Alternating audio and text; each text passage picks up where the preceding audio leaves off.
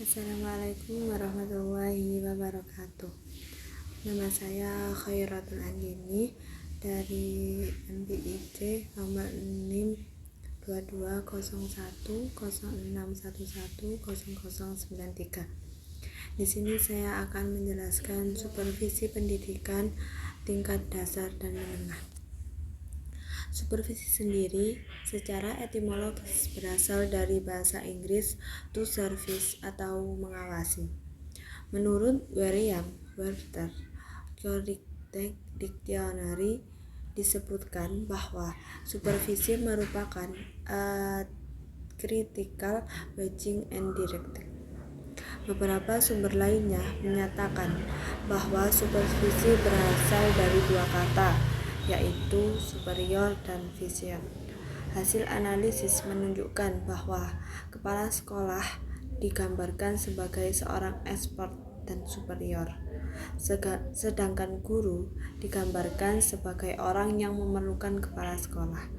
Supervisi sendiri ialah suatu aktivitas pembinaan yang direncanakan untuk membantu para guru dan pegawai sekolah lainnya dalam melakukan pekerjaan sekolah yang efektif.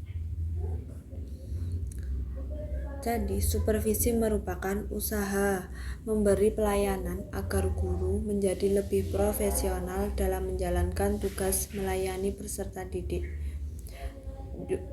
Supervisi menurut lain yaitu segala bantuan dari para pemimpin sekolah yang tertuju pada perkembangan kepemimpinan guru dan personil sekolah lainnya dalam mencapai tujuan pendidikan. Prinsip-prinsip supervisi pendidikan. Yang pertama yaitu prinsip ilmiah. Prinsip ilmiah mengandung ciri-ciri sebagai berikut. Yang pertama yaitu kegiatan supervisi dilaksanakan berdasarkan data objek yang diperoleh dalam kenyataan pelaksanaan proses belajar mengajar. Yang kedua, untuk memperoleh data perlu diterapkan alat perekam data seperti angket, observasi, percakapan pribadi, dan seterusnya.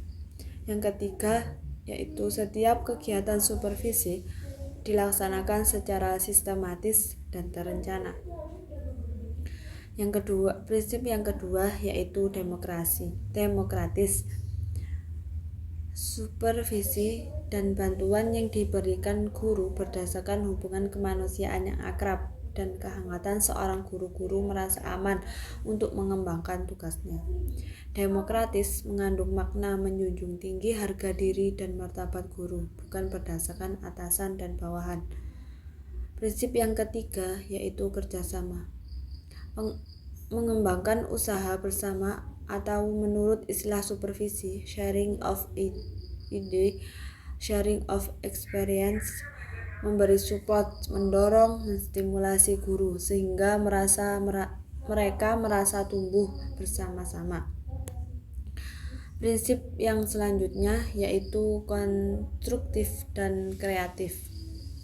Setiap guru akan merasa termotivasi dalam mengembangkan potensi kreativitas atau supervisi mampu menciptakan suasana kerja yang menyenangkan, bukan melalui cara-cara yang menakutkan. Supervisi pendidikan juga memiliki tujuan. Menurut Pete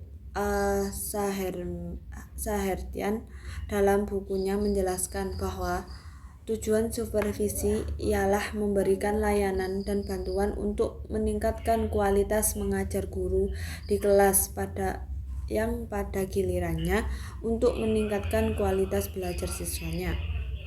Dengan demikian, tujuan supervisi yaitu memberikan layanan dan bantuan untuk meningkatkan kualitas belajar siswa, bukan untuk memperbaiki kemampuan mengajar, tapi juga mengembangkan potensi kualitas gurunya juga.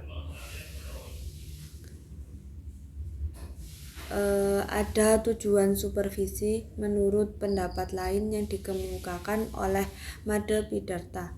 Yang pertama yaitu membantu menciptakan lulusan optimal dan kuantitas dan kualitas.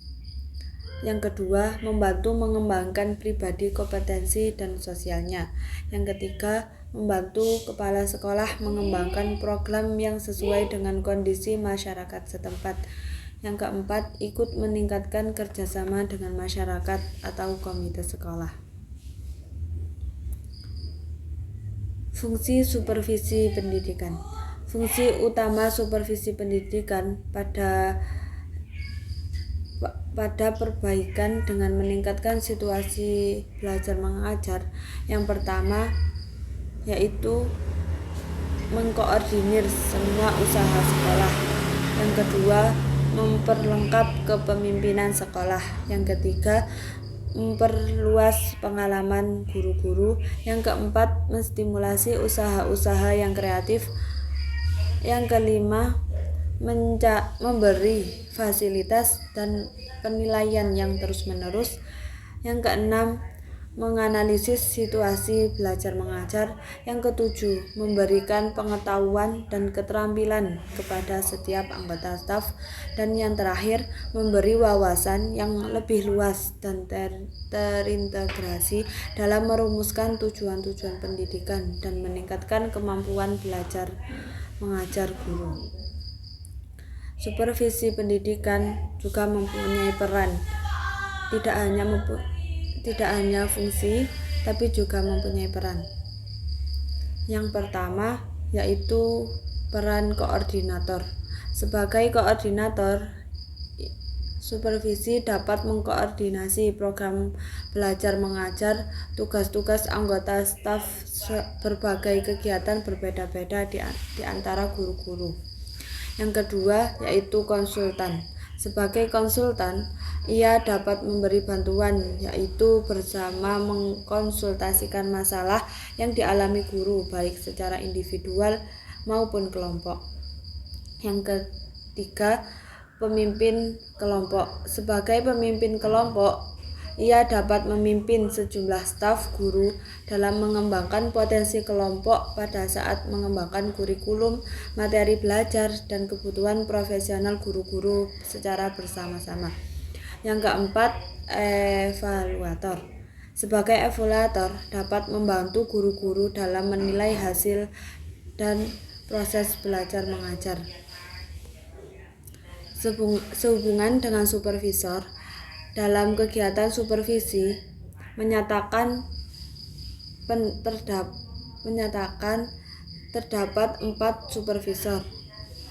Yang pertama, supervisor sebagai peneliti, yaitu meneliti bagaimana keadaan situasi pendidikan yang sebenarnya. Keadaan situasi pendidikan dapat diketahui dengan kesimpulan hasil-hasil pengolahan yang diperoleh. Yang kedua, supervisor sebagai penilai, yaitu untuk menilai bagaimana keadaan situasi pendidikan. Yang ketiga, supervisor sebagai memperbaik, yaitu mengadakan perbaikan terhadap situasi pada saat belajar mengajar. Yang keempat, supervisor pengembang, yaitu mengembangkan atau meningkatkan situasi agar keadaan yang sudah baik menjadi lebih baik lagi. Terima kasih penjelasan saya tentang supervisi pendidikan pada tingkat dasar dan menengah. Terima kasih. Wassalamualaikum warahmatullahi wabarakatuh.